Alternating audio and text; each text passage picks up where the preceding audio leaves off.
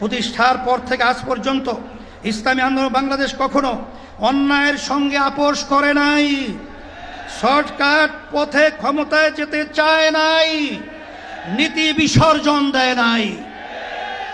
সব কিছুর ঊর্ধ্বে আমরা ইসলাম, দেশ ও জনগণের স্বার্থকে প্রাধান্য দিয়েছি। আগামীতেও আমরা জনপ্রত্যাশাকে পূরণ করতে চাই। আজকে মঞ্চে যারা আছেন, যদি আমরা মুনাফিকি না করি, মঞ্চে যারা আছে যদি মুনাফিকি না করি,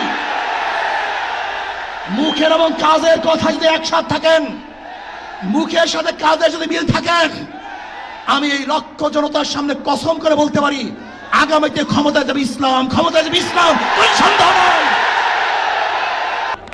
আগামী দিনে বাংলাদেশে যাতে কোনো নির্বাচিত স্বৈরাচার, দুর্নীতিবাজ, লুটেরা ও সন্ত্রাসী শ্রেণী রাষ্ট্র ক্ষমতাকে ব্যবহার করে জনগণের অধিকার কেড়ে নিতে না পারে, রাষ্ট্রের সাংবিধানিক প্রতিষ্ঠানগুলোকে দলীয়করণের মাধ্যমে ধ্বংস করতে না পারে এবং একদলীয় কর্তৃত্ববাদী শাসন কায়েম করতে না পারে, সেজন্য প্রয়োজনীয় মৌলিক সংস্কার দ্রুত সম্পন্ন করতে হবে। আজকে জালেমদের বিচার করতে হবে এবং সংস্কার করে নির্বাচন করতে হবে। যদি সংস্কার ও বিচার না হয়, আগের মতো নির্বাচন হয়, এই নির্বাচন জনগণ গ্রহণ করবে না ইনশাআল্লাহ। এই জন্য সংস্কার চাই এবং নির্বাচনে কোনো পেশি শক্তি, কোনো কালো টাকার মালিক কেউ দেখাবে, ক্ষমতা দেখাবে, লুটপাট করবে, মারপিট করবে, ওখানে আপনার গুন্ডামি করবে, এই গুন্ডামি আগামী নির্বাচনে কি আমরা নির্বাচন কেন্দ্রে করতে দেব কি দেব না? বিজয় হবে হাত পাখা। ইতিপূর্বে 54 বছরে যেই পদ্ধতিতে নির্বাচন হয়েছে, আপনারা এই কয়েকদিন আগে হাবিবুল আউয়ালের অভিশপ্ত হাবিবুল আউয়াল যে সিউসি বক্তব্য রেখেছে যে এই পদ্ধতিতে 1000 বছর নির্বাচন হলেও সুষ্ঠু নির্বাচন হবে না।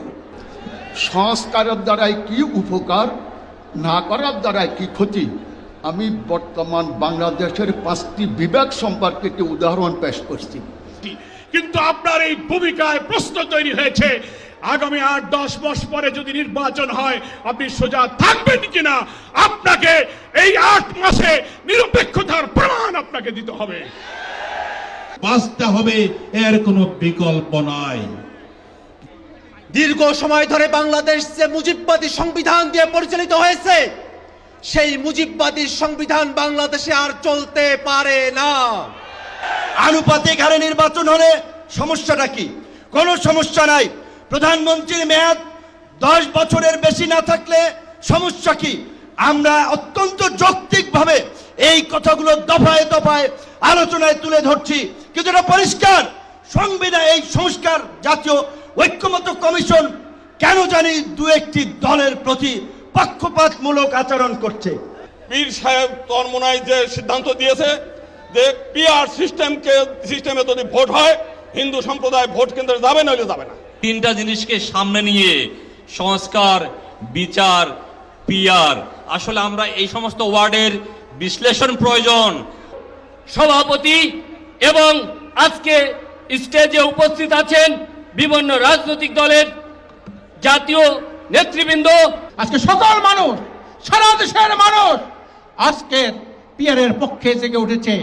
এই অভ্যুত্থানে আপনারা যখন ঢাকার গুরুত্বপূর্ণ পয়েন্টগুলো থেকে শুরু করে দেশের বিভিন্ন রণক্ষেত্রে অংশগ্রহণ করেছেন, আপনাদেরকে পাঞ্জাবি পায়জামা টুপি দেখে টার্গেট কিলিং করা হয়েছে। আমরা 2013 সালে শাপলা চত্বরে আমাদের রক্ত বিলীন করে শত শত মানুষ জীবন দিয়েছি। 2011-তে ফেসিবাদী হাসিনা সরকার আল্লাহর উপর পূর্ণ আস্থা বিশ্বাস তুলে দিয়েছে।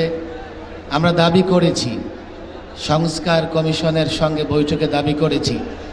আজকে এই জনতার মঞ্চ থেকে আমি দাবি করতে চাই, আল্লাহর উপর পূর্ণ আস্থা বিশ্বাস পুনর্বহাল করতে হবে। বিজয় হবে হাত পাখা। বৃষ্টি কি আমাদেরকে কাবু করে দিল নাকি? সংগ্রামী বন্ধুগণ, এ পর্যায়ে আপনাদের সামনে